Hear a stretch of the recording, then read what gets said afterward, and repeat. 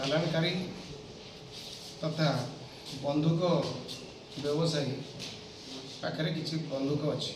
ସେ ଖବର ପାଇ ତାଙ୍କ ଟିମ୍ ନେଇ ରେଡ୍ କଲେ। ରେଡ୍ କରିବା ସମୟରେ ଆକ୍ୟୁଜ ମଜାମିଲ ଆନ୍ସରୀ ପାଖରୁ ଏକ ଦେଶୀ ପିସ୍ତଲ ତା ସହିତ 2ଟି ଜୀବନ୍ତ ଗୁଳି ଜବତ କରିଥିଲେ ପାଇଥିଲେ। ପାଇଲା ପରେ ତାକୁ ପଚରା ଉଚରା କରିବାରୁ ସିଏ ତାର ସହଯୋଗୀ ସମୀର ଆନ୍ସାରୀ ଆସନ ଆନ୍ସାରୀ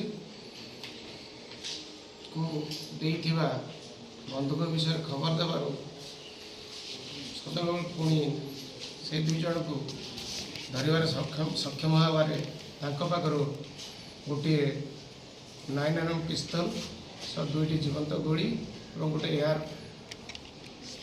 ଏୟାରଗନ୍ ମଧ୍ୟ ମିଳିଥିଲା। ସବସିକ୍ୱେଣ୍ଟଲି ଆଉ ଜଣେ ତାଙ୍କର ସହଯୋଗୀ ଯାହାଙ୍କର ନାମ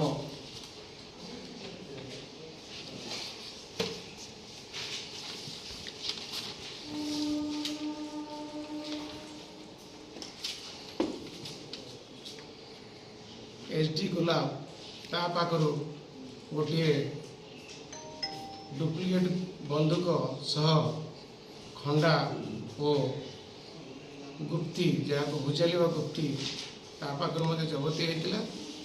ଏମାନେ ଏ ଅଞ୍ଚଳରେ ସବୁ ଅସାମାଜିକ କାମରେ ଲିପ୍ତ ରହିବା ସହ ଗୋ ଚାଲାଣ ତଥା ଗୋମାଂସ ରପ୍ତାନି କରୁଥିଲେ ବିଭିନ୍ନ ଜାଗାକୁ।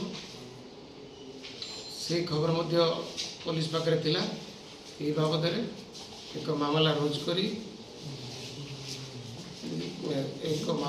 କରାଯାଇଛି ଏବଂ ତଦନ୍ତ ଜାରି ରହିଛି।